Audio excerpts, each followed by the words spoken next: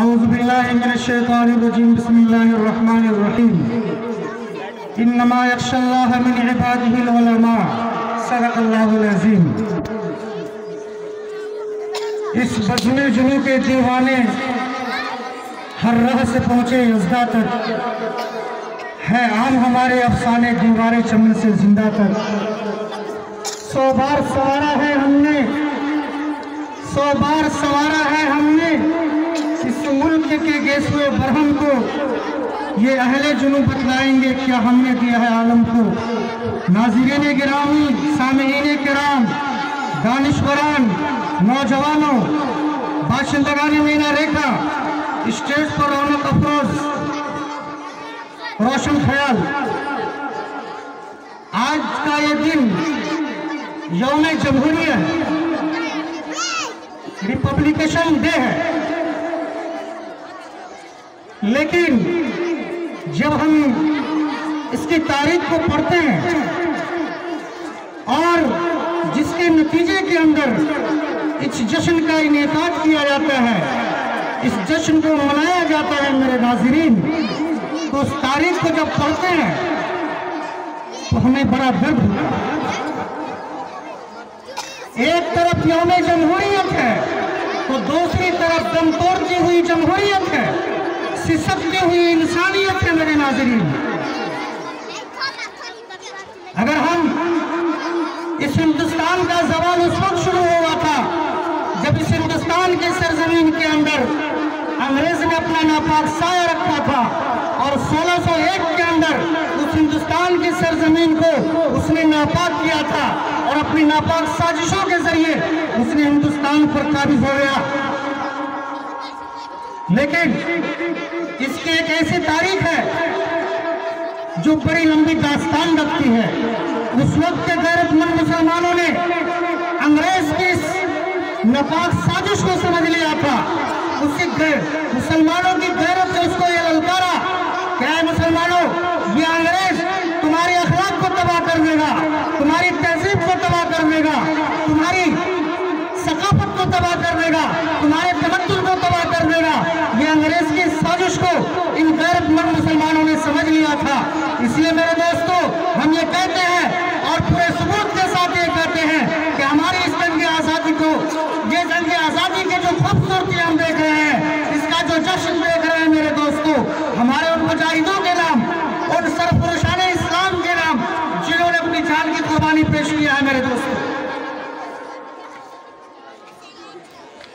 उन मुजाहिदीन ने हमारी हिंदुस्तान को आज़ाद कराने के लिए, तबकाती कशमकश को खत्म करने के लिए, तहजीब को लाने के लिए, अखलाक को मुहज़्ज़ब बनाने के लिए मेरे दोस्तों जो कुर्बानियां दी हैं वो तारीख के अंदर दर्ज है।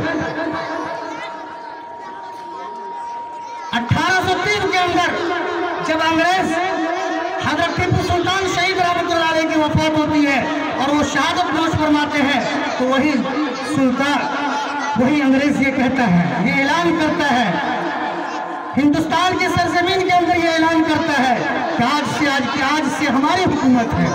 और ये कहता है खल खुदा की, बादशाह सलामत, मुल्क बादशाह सलामत का और हुक्म कंपनी बहादुर। ये ऐलान करता है मेरे दोस्त। उस वक्त जो फतवा दिया जाता है उलमाए किराम की तरफ से, वो यही फतवा है कि हिंदुस्तान दारुल हरब हो गया।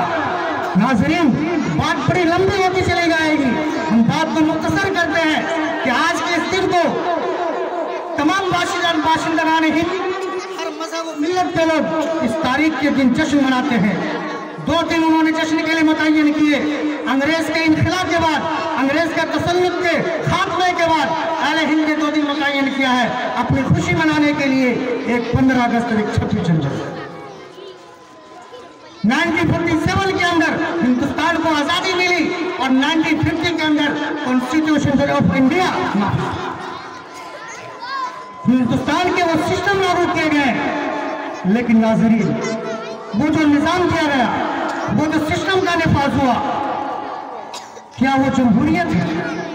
आज के हालात के तनाजुर के अंदर आज से 73 साल पहले जिस कॉन्स्टिट्यूशन का निफाज हुआ था, जिस सिस्टम को नाफिज किया था हमारे मुजाहिदीन की कुर्बानियों के बदौलत। आज के हालात के तनाजुर में अगर हम देखते हैं तो फिर क़वारियत फस्ताई ताकतें मेरे दोस्तों उस जमहूरियत को तोड़ रही है, उस जमहूरियत का जनाजा निकल रहा है। नाज़रीन, ये हालात है हमारे। इसी को मैंने कहा, वतन से हम भी मोहब्बत रखते हैं, वतन से हम भी मोहब्बत रखते हैं। वतन की मिट्टी का हर जर्रा, वतन की मिट्टी का हर जर्रा मोहब्बत का पैगाम देता है। वतन की मिट्टी का हर जर्रा मोहब्बत का पैगाम देता है। समझने के लिए यारो बसीरत की जरूरत है। आज जिन पुरखों ने, जिन अकाबिरीन ने, जिन मुजाहिदीन ने इसलिए हिंदुस्तान को आजाद कराया था, क्या है मुसलमानों, हमारी सिटीजनशिप पर शक किया जाए, हमारी शहरियत पर शक किया जाए, हमारे यहाँ रहने के अंदर शुभों को शुभात पैदा किया जाए, क्या हमारे अंदर माशी प्रोग्राम पैदा किया जाएगा, क्या हमारे अंदर तालीमी प्रोग्राम क्या पैदा किया जाएगा, क्या हमारे अखलाक को तबाह किया जाएगा, या हमारे मजहब और मिल्लत पर डाके डाले जाएंगे। मेरे दोस्तों, ये आज़ादी का लफ्ज़, ये आज़ादी का लफ्ज़ क्या कह रहा है हमें? ये आज़ादी का लफ्ज़ मेरे दोस्तों क्या कहता है? और आर्टिकल 15 के अंदर जो जमहूरियत की आइन है, जो जमहूरियत के कॉन्स्टिट्यूशन है, दफा 15 के अंदर, आर्टिकल 15 के अंदर क्या लिखा है? हक के मुसावात, हक के मुसावात। इसलिए तो इसको जमहूरियत बनाया गया था, हक के मुसावात के। आज हमारे हिंदुस्तान को द वर्ल्ड इनक्वालिटी रिपोर्ट के अंदर क्यों दाखिल किया गया?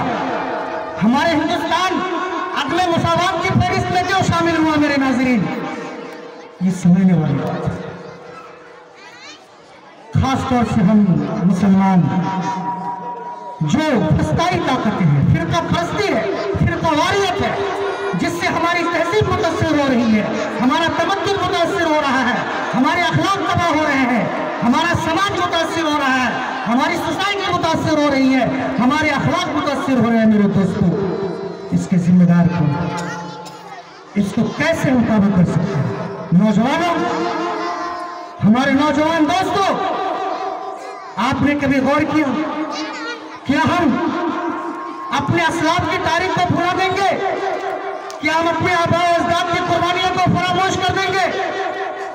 जिनका जर्रा जर्रा, जिनकी शहादत से और जिनकी कुर्बानियों से मेरे दोस्तों ये हिंदुस्तान की सरजमीन रंगीन है, हिंदुस्तान की सरजमीन लालाजार है, जिनकी शहादत, जो सरफरोशान इस्लाम ने अपनी शहादत को पेश किया है मेरे दोस्तों, उस शहादत के खून से हमारे दोस्तों जमीन का कतरा कतरा रंगीन हो चुका है। क्या हम लोग, ऐ नौजवानों, क्या हम उनकी कुर्बानियों को भुला देंगे? आज की फिरका वारियत ये कह रही है, फिरका परस्त ताकतें ये कह रही है, ये फस्ताई ताकतें कह रही हैं कि तुम्हारी सिटीजन के अंदर शक है। हमें इसका क्या जवाब देना है? दोस्तों, ये जवाब देना पड़ेगा। तामीर के लिए नौजवानों ये जवाब देना पड़ेगा। बिरादराने वतन से ये कहना पड़ेगा, ऐ हमारे बिरादराने वतन, तामीर के लिए सिफते सेले जवाचल, तामीर के लिए सिफते सेले रवाचल, तामीर के लिए सिफते सेले रवाचल। वादी हमारी है, ये गुलशन भी हमारा है, हम इस मुल्क के बाशिंदा है, हमारी इस मुल्क की सिटीजनशिप है, हमारी इस मुल्क की शहरियत है।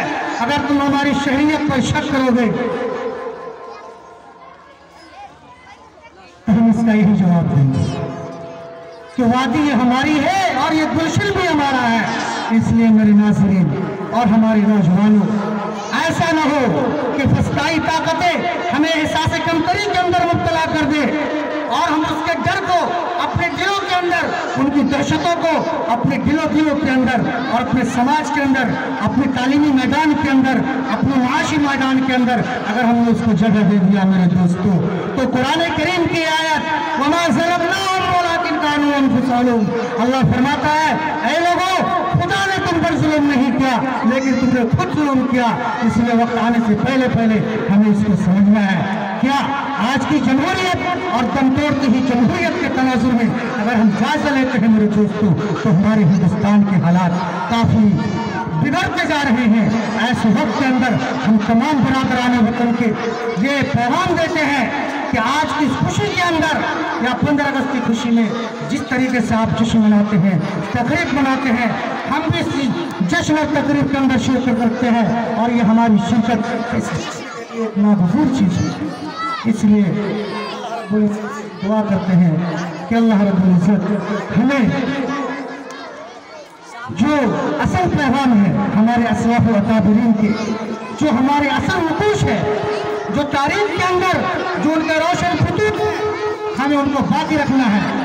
आज हमारे असलाफ के रोशन खतूत को, उनके रोशन तहरीरों को तारीख के सफात से हटाया जा रहा है, मस किया जा रहा है। या नाज़रीन, अगर हमने तारीख की ओर गिरदारी नहीं किया, अपने असलाफ की तारीख को अगर हमने नहीं पढ़ा मेरे दोस्तों, तो वक्त दूर नहीं है कि हिंदुस्तान की तारीख के सफात से, हिंदुस्तान की तारीख के औराक से हमारे अकाबिरीन के वो रोशन खतूत, वो रोशन तस्वीर और वो रोशन जो खतूत है उनके खत्म कर दिए जाएंगे। इसलिए नौजवान हमें इस पर ध्यान देना है, ख्याल करना है। और अगर हम आज खुशी मनाते हैं, आज़ादी का लफ्ज़ देते हैं हमें, लेकिन अगर आज़ादी का एक तस्वुर, आज़ादी हर इंसान की एक फितरती चीज़ है। आज़ाद ये लॉ ऑफ नेचर है, इंसान का फितरती हक है। कोई इंसान किसी की गुलामी को पसंद नहीं करता है, और ख़ासतौर से मुसलमान। जाहिर सी बात है, जिसको तो ये पैगाम दिया गया है अल्लाह व रसूलुहु अहक़्क़ु। बहरहाल हम बात को मुख्तसर करते हैं, अल्लाह से दुआ करते हैं कि अल्लाह रब्बुल इज़्ज़त हमें कहने सुनने से ज़्यादा अमल की तौफीक नसीब फरमाए।